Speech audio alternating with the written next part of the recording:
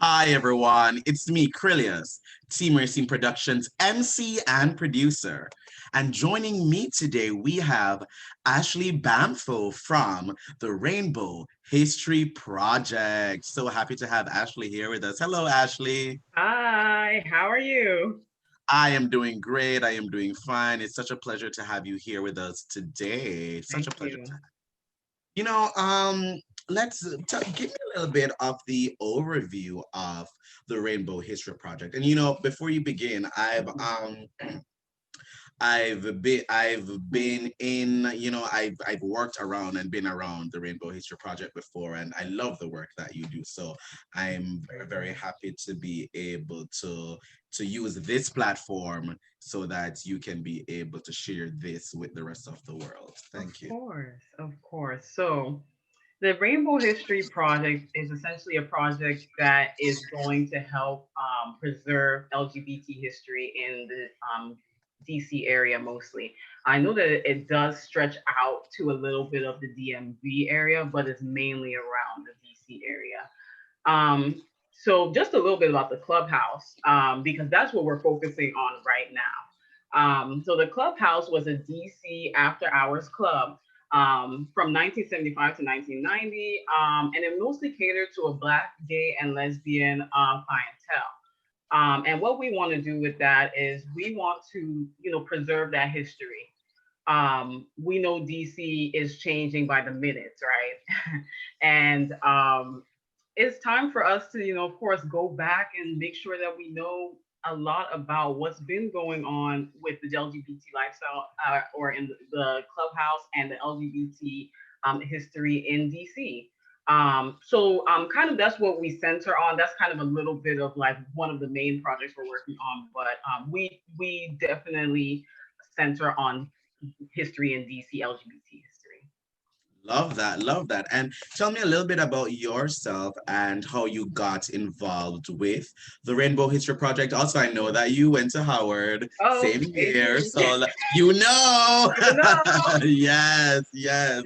So yeah, give me a little bit about yourself and how you got involved with the Rainbow History Project. I love telling this story because it's a magical story, honestly. Mhm. So let me give you a little bit of a rundown. So I was on social media, minding my business, scrolling. And I saw a blurb written by Dylan Ellington about the clubhouse and about Rainbow History Project, and I was fascinated. I was like, wow, it's great that we're trying to preserve this history. At the time, I didn't know it was DC history because I live in the DMV. So had I known it was DC history, I was like, oh wow, right here. But it didn't take me until I had to scroll all the way down and see that he went to Howard, and I was like, oh, now I have to reach out because he's looking for volunteers. So I reached out, he got back to me, and together we were able to transcribe at least, I want to say, about 10 to 15 oral histories from people who had attended the clubhouse. Yeah. So I started off as a volunteer, and then he tapped me and he said, "We really like your work. We want you to come on to, be a board member." And I was honored, and that's how I started. Oh, beautiful, beautiful, wonderful. So tell me something. How has the ongoing pandemic, how did that affect, anything that has to do with the Rainbow History Project, and how did you guys have to adapt, to what's been going on? So it's been I won't say struggle. It has been a challenge, but it's been a good challenge. Before the pandemic, we were going to go to people's homes to, of course, transcribe that history, maybe get video recordings, things like that. I was excited to meet a lot of people, in this area that were going to be very, that were integral to the LGBT history in DC. But then the pandemic hit in March. Hmm. So we had to switch completely to phone interviews and Zoom interviews. And while we were both kind of like bummed out because we said we want to meet these people, we want to be in the presence of them, and we don't know how the phone interviews are going to translate, because you're not seeing people, you're not in the room, you're not in the space with people, right? So, but it's been great. It's gone way better than we even thought it would go. We've gotten so many great interviews. So Oh, that's so important. And that is so Mhm. lovely.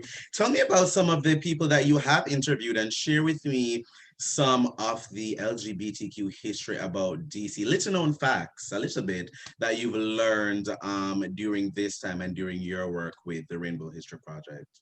Yeah, so I've interviewed so many people. I've interviewed Mr. Donald Hughes. He was also an integral part to the clubhouse. He started off as, being one of the people in coat check, but he had so much rich history to share. How people used to come to the clubhouse to, almost like it was like an escape, right? I mean, we all have escapes that we go to, whether it's like video games or whether it's going to visit friends. This was their escape essentially, and this was a way for them to be amongst people who were just like them. Yeah. Especially during the time, because the clubhouse started in 1975, ended in 1990. So the scene wasn't, it was there, but it was very hard, of course, to be living, out and proud, right? So this was their space. I also interviewed I remember his name is JJ Tate. He Mm. took a lot of pictures of the clubhouse inside and things like that. He was kind of in the background, but the thing is, he those pictures have really helped us because we have now a whole amassment of pictures and things like that, and it's just great meeting so many people. I also interviewed Miss Beverly White. Her name is Miss Chocolate. Oh, yes, honey. We love Yeah, Miss Chocolate hair. We love Miss yeah. Chocolate. Yes. And she was the first queer woman that I had interviewed, because at that point I had interviewed a lot of men.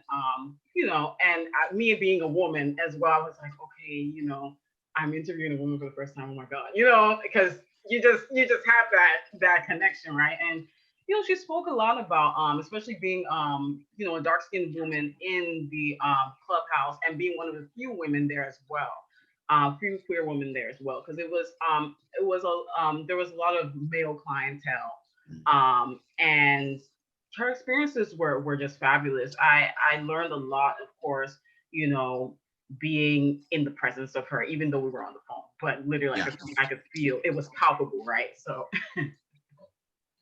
That's wonderful. That is wonderful. I love that. And any little nuggets of queer history in DC that you want to share, little fun facts or anything that you've learned during this time?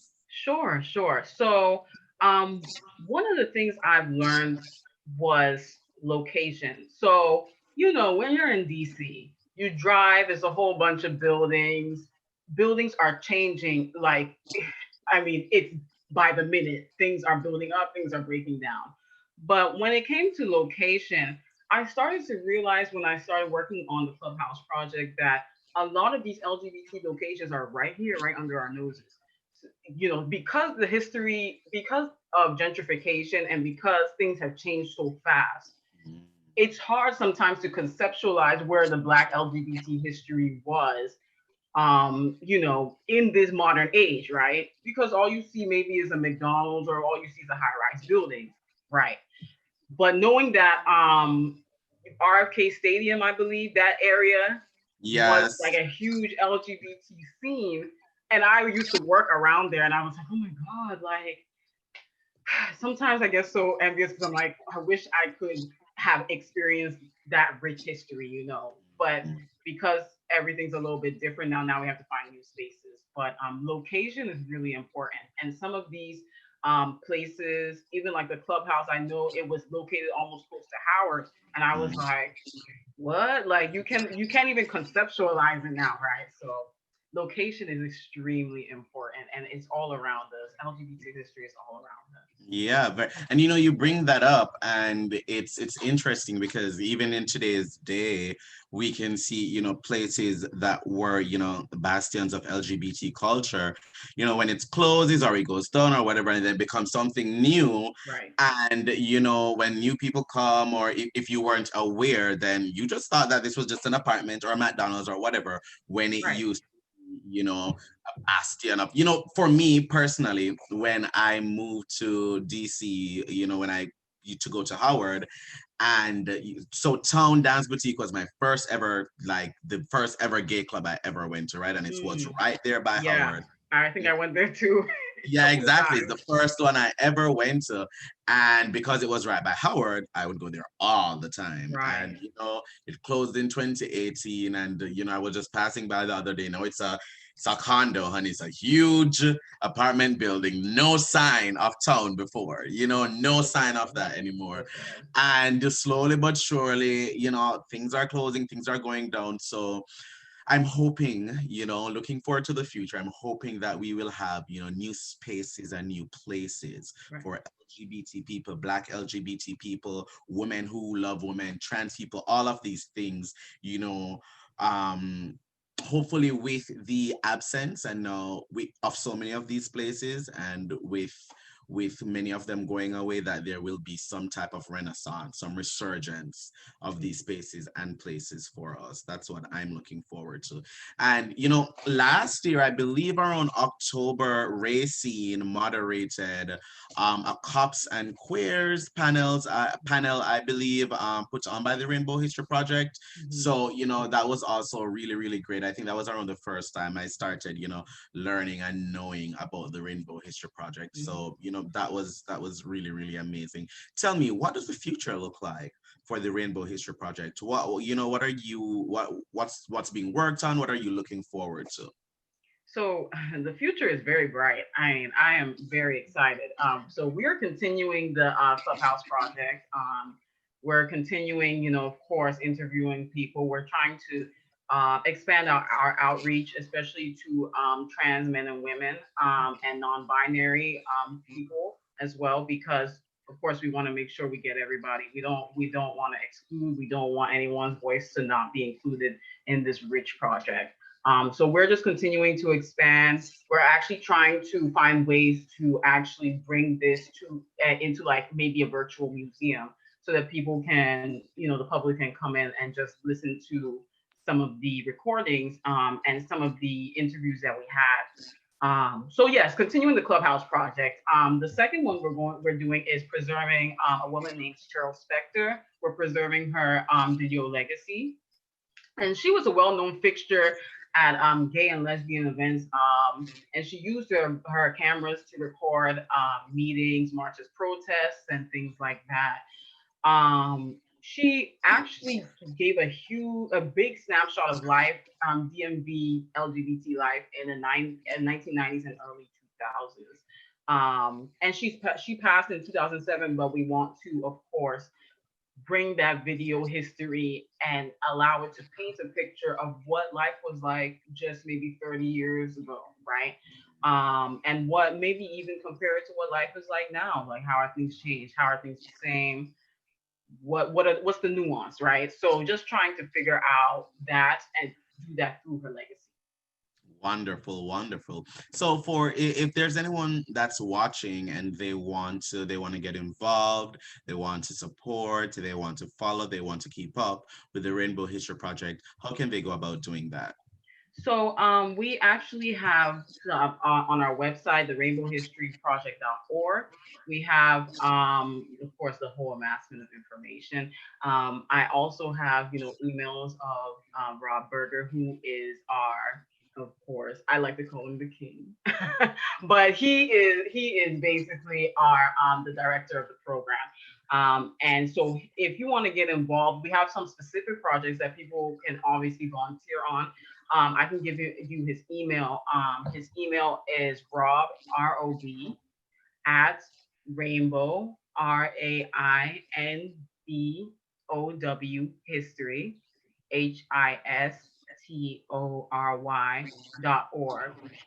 If you want to join the board as well, we're looking for board members. So please feel free. And if you want to email me, because of course we're also still looking for volunteers to help transcribe things for the Clubhouse project. You can email me at Bamfo, BAMFOASH